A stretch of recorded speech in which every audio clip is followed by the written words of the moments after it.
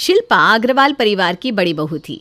सुंदर रंग रूप और छरहरे बदन वाली शिल्पा का जादू ऐसा था कि सास और ननद ही नहीं, रिश्तेदारों में भी उसकी खूबसूरती के कसीदे पड़े जा रहे थे। और शिल्पा अपनी सुंदरता और सुंदर फिगर पर इठलाती, मन ही मन गर्व से फूली जा रही थी।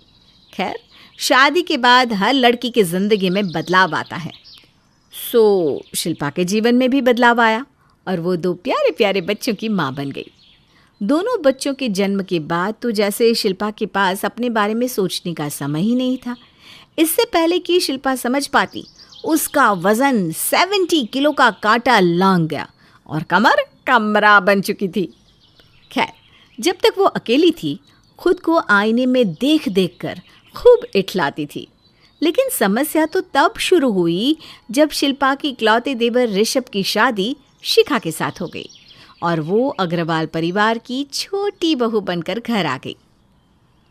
शिखा भाभी, आप तो जो भी पहन लेती हैं, आप पर ऐसे खिलकर आता है, लगता है बस आपके लिए ही बनाया गया हो। पतले दुबले लोगों पर तो भाई सारे स्टाइल जंच जाते हैं। सोचना तो हमारे जैसे लोगों को पड़ता है, क्या शिल्पा बहू? आपको मतलब क्या है माँ जी? मुझे अपनी टीम में क्यों गिन रही हैं आप? मैं क्या इतनी मोटी हूँ? वो तो बच्चों के साथ समय की परेशानी रहती है, इसलिए मैं खुद पर ध्यान नहीं दे पा रही हूँ, वरना मेरा फिगर शिखा से भी बहुत अच्छा है। अरे तू तो बस रहने ही दे, हड्डियाँ गोश्त छोड़ रही है और बातें बनवा लो इससे। बेटा शिखा, मेरी सहेलियाँ तो कितने दिनों से पीछे पड़ी है। तुम्हारी छोटी बहू कौन से जिम जाती है, कौन सी एक्सरसाइज करती है, हमें भी उसके जैसी ही बॉडी बनानी है। अब सबको थोड़े ना बताते फिरोगी भाई, ये तो सीक्रेट होता है अपना अपना। हाँ, अब आपकी सहेलियाँ बुढ़ापे में जिम जाकर क्या अपनी हड्डियाँ चटकवाएंगी? चाहे जो कर लें, 65 की उम्र में 16 की तो लगने से रही। आई बड़ी ब्यूटी सीक्रेट पता करने वाली। शिल्पा बहू, उम्र चाहे जो भी हो, जिम जाना और अच्छी बॉडी बनाने की इच्छा रखना कोई गलत बात थोड़ी ना है। मैं तो कहती हूँ तू भी शिखा के साथ जिम जाया कर। ये जो तेरे गालों में लड्डू लटक गए ना, थोड़ा कम हो जाएंगे। भाभी, मुझे भी अपनी डाइट चार्ट दो ना। आप क्या क्या करती हो, अपनी फिटनेस के बारे में मुझे भी बताओ ना। अरे ऐसा कुछ भी नहीं है, मैं कोई डाइट फॉलो नहीं करती, बल्कि मैं तो जमकर खाती हूँ। तारीफ बटोरने के लिए झूठ बोल रही है। ऐसे थोड़ी ना बताएगी अपना सीक्रेट। जब से आई है हर कोई इसका दीवाना हुआ बैठा है। मैंने भी इसकी डाइटिंग खराब ना कर दी तो देखना। अब तो शिल्पा शिखा के उठने बैठने खाने पीने हर बात पर नज़र रखने लगती है। भाभी, आप तो सच्ची में इतना टेस्टी खाना बनाती है, मन ही नहीं भरता, लगता है बस खाते ही जाओ। अरे शिखा, तो खाओ ना, किससे रोका है? देखो, मैं तुम्हारी बहन जैसी हूँ, तुम्हारा जितना मन करे आराम से पेट भर कर खाओ। आज से ना तुम्हारे लिए गरम गरम फुलके मैं बनाया करूँगी। शिखा के सामने तो शिल्पा बड़ी मीठी मीठी बातें कर रही थी, लेकिन मन ही मन उसने शिखा से अघोषित युद्ध छेड़ दिया था। इस युद्ध में सफल होने के लिए उसने 2 अस्त्र इस्तेमाल किए थे। पहला, शिखा की डाइटिंग तोड़कर उसका वज़न बढ़ाना, और दूसरा, अपने लिए डाइट करके वज़न कम करना, ताकि घर में सिर्फ और सिर्फ उसकी ही तारीफ हो सके। शिल्पा अब खुद तो डाइट फूड खा रही थी, लेकिन जैसे ही शिखा के खाने की बात आती, शिल्पा उसे प्यार का नाम देकर रोज़ 1-2 रोटी ज़्यादा ही खिला देती। समय बीतने लगा और देखते ही देखते कब 1 महीने का समय बीत गया पता ही नहीं चला। 1 महीने तक ठूस ठूस कर खाने के बाद भी शिखा का वज़न था कि बढ़ने का नाम ही नहीं ले रहा था, जबकि शिल्पा के डाइटिंग करने पर भी उसका वज़न 2 किलो और बढ़ गया था। शिखा भाभी, बुरा मत मानना, लेकिन आप जैसे ठूस ठूस कर खाती है ना, उस हिसाब से आपका शरीर तो लगता नहीं। कोई आपको देखकर कह ही नहीं सकता कि आप 5 रोटी 2 सब्जी सलाद रायता सब एक साथ निपटा देती हैं। मैं बुरा क्यों लगाऊंगी, बात तो तुम्हारी बिल्कुल सच है। मैं क्या करूं, मेरी डाइट ही ऐसी है, 2 रोटी में मेरा पेट ही नहीं भरता। हाँ, अभी तो नई नई शादी है, 1-2 साल बीतने के बाद देखना, पानी भी घी की तरह लगने लगेगा। और ये जो सब तुम्हारी पतली कमर के दीवाने हैं ना, तुम्हें डाइटिंग के नुस्खे बताएंगे, लिख कर ले लो मुझसे। अरे भाभी, आप छोटी भाभी को ऐसा क्यों बोलती हैं? आप देखना 2 साल तो क्या, वो 10 साल के बाद भी ऐसी ही रहेंगी। आप सबको अपनी तरह मत समझा करो भाभी। हाँ, मैं इसे ऐसा रहने दूंगी तब ना। जंग में तो सब जायज़ होता है, इसलिए अब से इस लड़ाई को जीतने के लिए मेरा हथियार गुस्सा नहीं, प्यार होगा। शिल्पा अब देवरानी शिखा पर कुछ ज़्यादा ही प्यार लुटा रही थी। अच्छा शिखा, ये बताओ तुम्हें मीठे में क्या खाना पसंद है? मुझे रसमलाई, रबड़ी, जलेबी सब पसंद है। और भाभी आपको? मैं मिठाई नहीं खाती। अच्छा, मैं ना रसमलाई बना रही हूँ, तुम खाकर बताना कैसी बनी है। अच्छा, तू रसमलाई बनाएगी? पिछले 5 साल में तूने कभी खीर भी ना बनाई और आज देवरानी को रसमलाई खिला रही है। क्या बात है, बता भी दे। माँ जी, जब से शिखा आई है ना, तो उसके लिए मेरा कुछ न कुछ स्पेशल बनाने का दिल करता ही रहता है। मेरी छोटी बहन जैसी है ना बिल्कुल। क्या भाभी, मुझ में कांटे लगे हैं क्या? इतने सालों में आपने मुझे तो कभी छोटी बहन नहीं समझा। अरे ऐसी कोई बात नहीं है प्राची, तुम भी मेरी छोटी बहन की जैसी हो। अब तो शिल्पा शिखा का वज़न बढ़ाने के लिए उसको कभी रसमलाई बनाकर खिलाती तो कभी रबड़ी। शिखा भी जेठानी के प्यार के आगे कभी ना नहीं कहती और भर भर के कभी मिठाई तो कभी चाट तो कभी नाश्ता बस खाए जा रही थी। लेकिन शिखा के वज़न ने तो जैसे ना बढ़ने की कसम खा रखी थी। इधर शिखा के वज़न की चिंता करते करते शिल्पा 70 से 75 किलो की हो गई थी। पता नहीं ये शिखा कौन सा वरदान लेकर पैदा हुई है। इससे मिठाई और खाना बनाकर खिलाते खिलाते मेरी तो कमर ही टूट गई, लेकिन इसका वज़न तो हिलने का नाम ही नहीं ले रहा। शिल्पा कुछ देर तक परेशान रहती है। उसके बाद मोबाइल उठाकर वज़न बढ़ाने के तरीके ढूंढने लगती है। मीठा खाना, ओवर ईटिंग करना और एक्सरसाइज ना करना, इन सभी तरीक़ों से वज़न तेज़ी से बढ़ता है। मैं तो सब कुछ ट्राई कर रही हूँ, फिर इस शिखा का वज़न क्यों नहीं बढ़ रहा? और इसका वज़न बढ़ जाए इसके लिए तो मैं पूरा दिन इससे और कोई काम भी नहीं करवाती। पूरा दिन बैठे बैठे ठूस रही है, लेकिन कुछ हो ही नहीं रहा। आइडिया, ये बढ़िया तरीका है। आज से मैं शिल्पा के खाने में भर भर के घी डालूंगी। अब देखती हूँ इसका वज़न कैसे नहीं बढ़ता।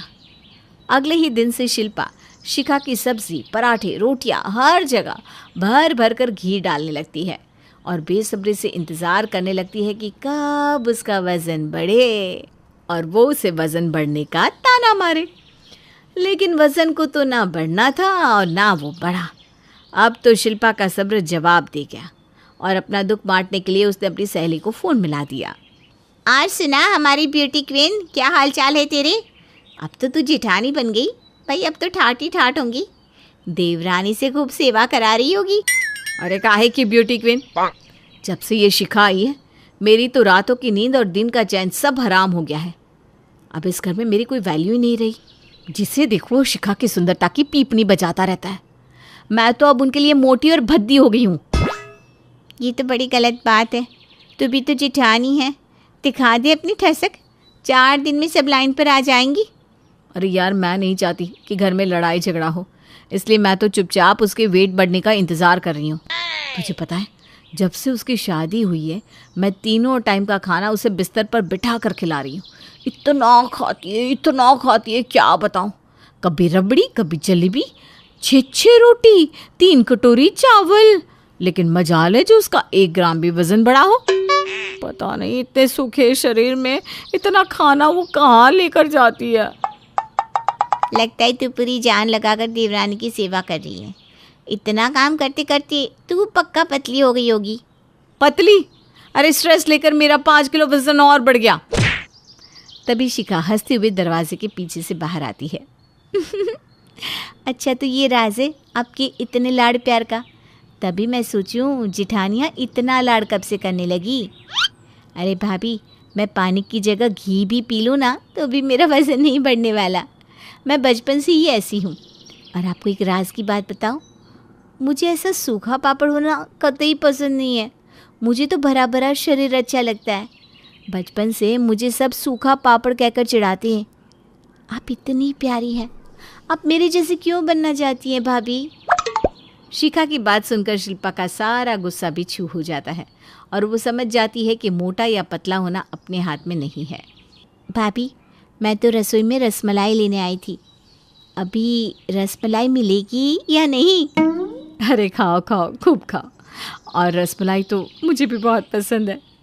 वैसे ना मैं वज़न की चिंता में ही नहीं खाती लेकिन आज से मैं भी वज़न की चिंता छोड़कर जी भर के खाऊंगी और पीऊंगी। बस उस दिन के बाद दोनों देवरानी जेठानी मिलकर रसमलाई उड़ाने लगती हैं। ये कहानी शुरू होती है वृंदावन से। वृंदावन का मतलब आप कृष्ण का वृंदावन मत समझ लीजिएगा वृंदावन वृंदा जी के घर का नाम था और अपने घर के नाम की तरह ही उन्होंने इस घर की बगिया को संभाल कर रखा था। विमला जी के 2 बेटे, 2 बहनें और 1 बेटी थी और पूरा परिवार विमला जी के कहे पर ही चलता था। सवेरे सवेरे विमला जी हॉल में बैठी सब्जियां काट रही थी और उनकी बहुएं विद्या और मनीषा रसोई का काम संभाल रही थी। अरे अरे छोटी, कर दिया ना पूरा तेल खराब। खोलते तेल में कोई पापड़ डालता है क्या? अब ये तेल नीचे बैठ जाएगा, इसमें पूरियां कैसे तली जाएगी फिर? पता नहीं तुम लोगों को कब समझ में आएगा। 2 मिनट मेरी नजरें इधर उधर क्या होती है, तुम कुछ ना कुछ गड़बड़ कर ही देती हो। तभी वहां विमला आती है और मनीषा का चेहरा देखकर कहती है, तेरा मुंह क्यों उतरा हुआ है बहू? वो मैंने खोलते तेल में पापड़ डाल दिया माँ जी और तेल खराब कर दिया। सही में क्या? बताओ, कितना अशुभ हाथ है तेरा बहू। कहते हैं आज के दिन सवेरे सवेरे पापड़ तलना बहुत ही शुभ माना जाता है। मुझे तो पता ही था मेरी बहू कोई गलती भी करेगी तो उसमें से भी कुछ अच्छा ही निकल कर आएगा। ये सुनते ही विद्या का चेहरा बन जाता है। ये ले बहू, सब्जियां मैंने काट दी है। मनीषा तू जा, बच्चों को संभाल, तब तक पूरियां मैं तल देती हूँ। माँ जी, आप हमारी सास है और जब देखो आप रसोई में हमारे साथ काम करती रहती है। अच्छा लगता है क्या? अरे तुम दोनों की जगह अगर मेरी कविता रसोई में काम कर रही होती तो क्या मैं उसे अकेला छोड़ देती? बिल्कुल भी नहीं। और वैसे भी गरम गरम कढ़ाई उतारने में मनीषा के हाथ कांपते हैं। अगर तेल उस पर गिर गया तो है? हट मनीषा, मैं हूं ना यहाँ पर। तो कुछ ऐसी थी विमला। माथे पर बड़ी सी बिंदी, बदन में कड़क साड़ी, पर दिल उतना ही कोमल। घर पर सभी विमला की बड़ी इज्जत करते थे और उसका कहना मानते थे। ठीक 10 बजे विमला खाने के टेबल पर पहुंच जाती है और ग्लास के ऊपर चम्मच बजाकर सभी को इत्तला कर देती है। अरे 10 बज गए, नाश्ते का वक्त हो गया। मम्मी अगर ये साइन नहीं देगी तो हमारे घर पर तो सबका नाश्ता ही स्किप हो जाएगा। सभी फौरन डाइनिंग टेबल पर आ जाते हैं और आराम से बातें करते हुए खाना खाने लगते हैं। तभी कविता के फोन पर बार बार नोटिफिकेशन आता रहता है। कविता बार बार फोन का स्क्रीन ऑफ करती है कि तभी फोन रिंग हो जाता है और जैसे ही कविता फोन उठाती है, खाते वक्त अगर सब फोन अपने कमरे में छोड़ कर आए तो अच्छा होगा। फोन का रेडिएशन शरीर के लिए अच्छा नहीं होता। विमला अपनी बात पूरी करती भी नहीं कि विद्या बोल पड़ती है, कितनी मेहनत से माँ जी ने सभी के लिए नाश्ता तैयार किया है दीदी। कम से कम आपको फोन तो कमरे में छोड़कर आना चाहिए ना। खाते वक्त फोन पर बात करने की आप लोगों की ये आदत ना। मैं बात कर रही हूँ ना, तुम्हारे बोलने से उसे ज्यादा समझ में आ जाएगा क्या विद्या? कभी सख्ती तो कभी नरमी। विमला अपने परिवार को बहुत अच्छी तरह चला रही थी। फिर एक दिन जब सभी रात के 10 बजे एक साथ बैठकर गप्पे लड़ा रहे थे कि विमला के फोन पर उसकी बहन की बहू का फोन आता है। मौसी जी, मम्मी जी की बात तो मैंने आपको ही अपनी सास माना है। आपसे बिना पूछे कभी कोई काम नहीं किया। अब मुझे आपकी ज़रूरत है मौसी जी। मेरा ना 8वां महीना चल रहा है और डॉक्टर ने कहा है शायद मेरी डिलीवरी वक्त से पहले ही हो जाए। आप प्लीज़ कुछ दिनों के लिए यहाँ आ जाइए ना। अरे तू घबरा मत बेटा, मैं कल कहीं फ्लाइट से आ जाती हूँ। और विमला सभी के सामने अनाउंसमेंट कर देती है कि उसे नोएडा निकलना है। ठीक है मम्मी, मैं अभी आपके लिए फ्लाइट की टिकट करवा देता हूँ। मैं आपका सामान पैक कर देती हूँ माँ जी। और अपना बैग लिए विमला अगली सुबह ठीक 9 बजे निकलने को तैयार हो जाती है। ध्यान रखिएगा आप अपना, और आप मेरे पीछे से सभी का ध्यान रखिएगा। जल्द ही लौटूंगी मैं। अब देखते हैं मेरी गैर मौजूदगी में मेरी बहू इस घर को कैसे संभालती है। और जैसे ही बाहर खड़ी गाड़ी में विनोद विमला को बिठाने जाता है, विक्रम की ओर देखती हुई विद्या कहती है, हो गया विक्रम, माँ जी गई। अब कितनी देर यहाँ खड़े रहोगे? दुकान नहीं निकलना क्या तुम्हें? वक्त तो देखो, 1 घंटा तुम लोगों ने माँ जी को विदा करने में ही लगा दिया। अब दुकान कब जाओगे? दुकान तो यहाँ से 5 मिनट की दूरी पर ही है भाभी, और 11 बजे खोलता हूँ मैं दुकान। अभी तो 9:45 ही हो रहे हैं। अरे तो घर पर बैठकर तुम करोगी क्या? लक्ष्मी होती है दुकान, जितनी जल्दी दुकान खोलो उतना अच्छा है। सुबह उठने वाले लोग सुबह ही दुकान पर आएंगे, ज्यादा ग्राहक आएंगे तो घर पर ही 2 पैसे आएंगे ना। पर भाभी, इन्होंने तो अभी तक नाश्ता भी नहीं किया है। अरे तो नाश्ते में वक्त कितना लगता है? 2 मिनट, अभी डाल देती हूँ नाश्ता, विक्रम खाकर निकल जाएगा। नहीं नहीं, दूसरा रास्ता भी है मेरे पास। मैं क्या कह रही हूँ विक्रम, मैं तेरा नाश्ता ना पैक कर देती हूँ, दुकान में जाकर आराम से एसी में बैठकर खा लेना। घर में हमारे एसी भी कहाँ है। विमला को गए अभी मुश्किल से 10 मिनट भी नहीं हुए थे कि विद्या अपने ससुराल में हुकूमत चलाने लगी थी। हमेशा से ही विद्या अपने घर में सबसे बड़ी बनकर रहना चाहती थी, पर विमला के सामने उसकी एक नहीं चल पा रही थी। और अब तो विमला घर पर थी ही नहीं। विद्या विक्रम को टिफिन देकर दुकान भेज देती है और ठीक 10 बजे अपनी चेयर पर बैठकर ग्लास पर चम्मच मारती है, ठीक उसी तरह जिस तरह विमला मारा करती थी। ऐसे चम्मच तो मम्मी बजाती थी नाश्ते के वक्त। कहीं मम्मी वापस तो नहीं आ गई? हॉल में जाकर देखती हूँ। ये मम्मी बिना, हमारे बिना इनका मन ही नहीं लगता। सभी हड़बड़ाकर डाइनिंग टेबल पर आने के लिए अपने अपने कमरों से निकलते हैं। कहीं मम्मी वापस तो नहीं आ गई? कि तभी सबकी नजर पड़ती है विद्या पर। घर पर मम्मी जी नहीं है, इसका मतलब ये नहीं कि लोग अपने मुताबिक नाश्ता करेंगे। 10 बजे हमारे घर पर हमेशा ही नाश्ता होता आया है और आज भी इसी वक्त पर होगा। अच्छा है, बहू तो सब संभाल रही है तो मुझे ज्यादा ध्यान देने की अब जरूरत नहीं पड़ेगी। ये कहता हुआ मुरली जैसे ही अपने प्लेट में पूरियां डालने जाता है, अपने ससुर का हाथ रोकते हुए विद्या कहती है, आपके लिए मैंने ये फुलके बनाए हैं पापा जी। 60 के ऊपर होने के बाद पूड़ियाँ शरीर के लिए बहुत खराबी करती है। इतना तेल खाएंगे ना आप तो आपको हार्ट प्रॉब्लम भी हो सकती है। समझदार है, आज का जमाना जानती है। तो सही बोल रही होगी बहू, मैं ये फुलके खा लेता हूँ। जहाँ सभी साथ में पूरियाँ खा रहे थे, मुरली को फुलके खाने पड़ते हैं। ये देखकर कविता को बहुत बुरा लगता है और वो बोल पड़ती है, पर भाभी, पापा कोई बीमार तो नहीं है और मम्मी ने तो कभी उन्हें पूरियाँ खाने से नहीं रोका। इंसान का दिल दुखी रहता है तब उसे 10 बीमारियां हो जाती है। खा पी कर मौत से रहने पर कोई बीमारी नहीं होती। ऊपर से तो ये पूरियाँ भी ना घर की बनी हुई है, कोई पाम ऑयल से थोड़ी ना छानी हुई पूरियाँ हैं। कविता की बात पर विद्या कोई जवाब नहीं देती। कविता फिर कहती है, भाभी, एक बार खाना शुरू हो जाए तो फिर क्यों बोलना है? खाते वक्त बोलना नहीं चाहिए दीदी, आप खाना खत्म कीजिए। और वृंदावन की बड़ी बहू विद्या पूरी तरह कंस की बहन पूतना की तरफ व्यवहार करने लगी थी। एक दोपहर अपने कमरे में मनीषा अपनी माँ से फोन पर बात कर रही थी। हाँ मम्मी, मेरी सास तो प्रिया दीदी की डिलीवरी करवाने गई है। हफ्ता भर तो हो ही गया होगा समदन जी को गए। नहीं मम्मी, अभी तो बस 3 दिन हुए हैं। भगवान करे वहाँ सब कुछ अच्छे से हो जाए। उनको कुछ दिन ऊपर भी लगे तो कोई दिक्कत नहीं है, सब तो मैनेज हो ही रहा है। इतने दिनों से माँ जी कहीं बाहर गांव भी नहीं गई थी, इसी बहाने नया शहर घूम लेंगी। और इसी तरह फोन पर बात करते करते मनीषा किचन में जाकर रोटियां बेलना शुरू कर देती है। यह देखते ही विद्या गुस्से से नौब बनकर स्टोव से तवा उतारते हुए कहती है, पूरी रसोई को सर भर कर दो तुम।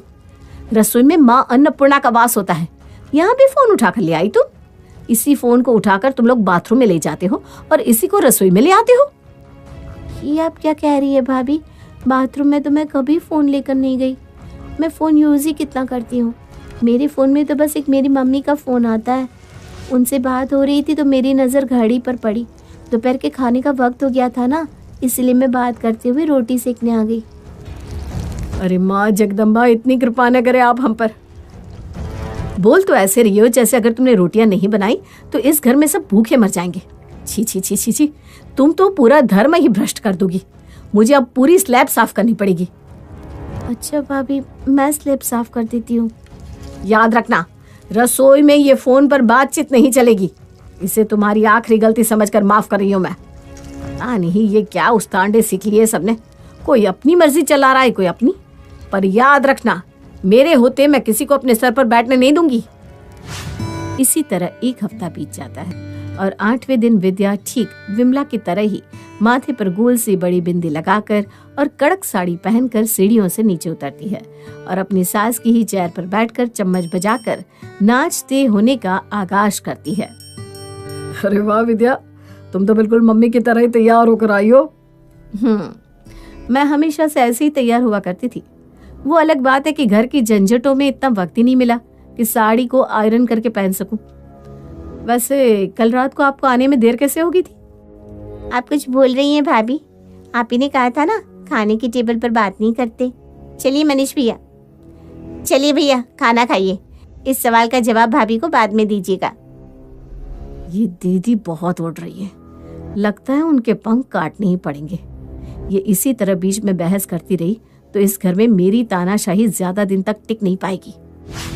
नाश्ता पूरा करने के बाद कविता अपने भाई के पास जाकर उसे कहती है, बचा लिया ना भैया मैंने आपको। अब आप आराम से किचन से टिफिन लीजिए और ऑफिस निकल जाइए। फिर पूरा दिन सोच लीजिएगा कौन सा बहाना देना है भाभी को। पगली, चल मैं तुझे कॉलेज छोड़ देता हूँ। विद्या हर वक्त कभी किसी पर रौब जमाती तो कभी किसी पर फिलहाल उसका निशाना कविता थी, क्योंकि कविता उसकी हर बात को बीच में से काटती रहती थी। दोपहर को विद्या पूरी तरह कविता को अपना शिकार बनाने को तैयार बैठी थी कि तभी उसकी नजर खिड़की के बाहर पड़ती है, जहां वो देखती है कि कविता किसी लड़की के साथ बाइक से कॉलेज से लौटी है। थैंक्स अ लॉट प्रेम। बस थैंक्स, मार खाओगी क्या? चले जाओ अब। मुस्कुराते हुए जैसे ही कविता घर के अंदर आती है, उसे देखते ही विद्या कहती है, हो गई आशिकी, हो गई लिपटा छटपटी, या और भी कुछ करना बाकी रह गया है? ये क्या बोल रही हैं भाभी? आप सोच समझ कर तो बोलिए। जरूर किसी ने कुछ बोला है आपसे। क्या बात है? मैं सोच समझ कर बोलूं? वाह भाई, आप गंदा गंदा कर सकती है और हम बोल भी नहीं सकते।